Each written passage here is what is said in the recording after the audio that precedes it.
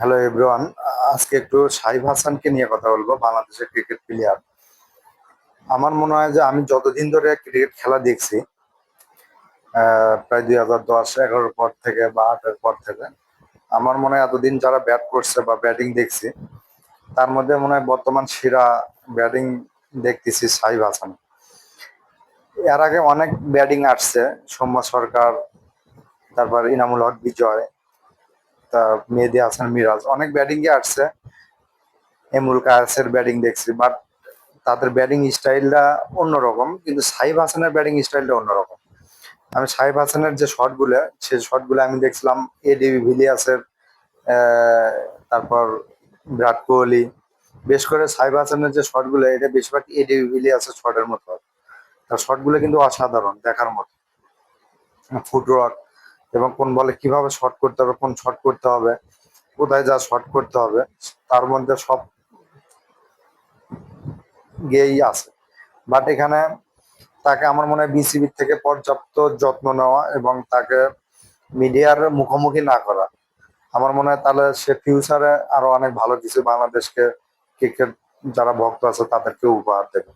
কারণ সাইফ হাসান, এটা কিন্তু যার যে ব্যাটিং, তার তার কিন্তু কেরিয়ার, লং কেরিয়ারের একটা ব্যাটিং লাইন আপ, তার কিন্তু কেরিয়ার শুরু এখানে। কিন্তু তার যে ব্যাটিং স্টাইল বা ব্যাট করার সিস্টেম, সে দীর্ঘদিন খেলতে পারবে।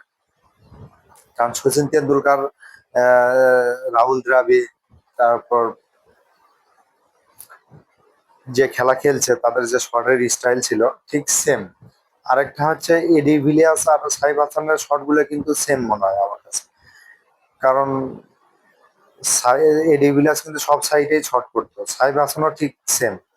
এবং কোন বলে কিভাবে শট নেওয়া লাগবে, সিঙ্গেল খেলতে হবে না, ছয় মারতে হবে না চার মারতে হবে, দলের পজিশন এবং দলের প্রয়োজন যেটা সেই হিসাবে খেলে।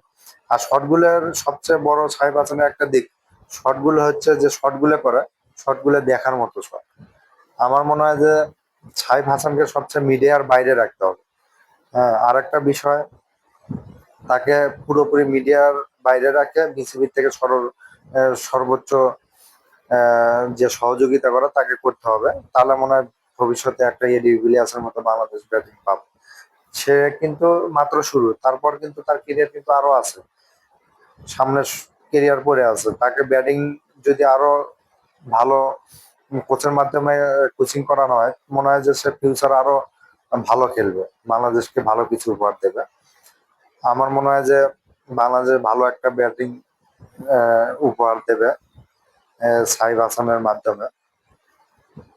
তাকে অন্য কোনো যে কোনো মিডিয়া বা যে কোনো একটা ঝামেলার মুখোমুখি না করিয়া তাকে শুধু খেলার প্রতি একটা যাতে পরিবেশ তৈরি করা যায় বিসিবি থেকে, সেরকম একটা পরিবেশ তৈরি করতে পারলে সামনে কিন্তু সে একটা বড় ধরনের বা আন্তর্জাতিক ইন্টারন্যাশনাল টুর্নামেন্ট প্লেয়ার একটা হবে।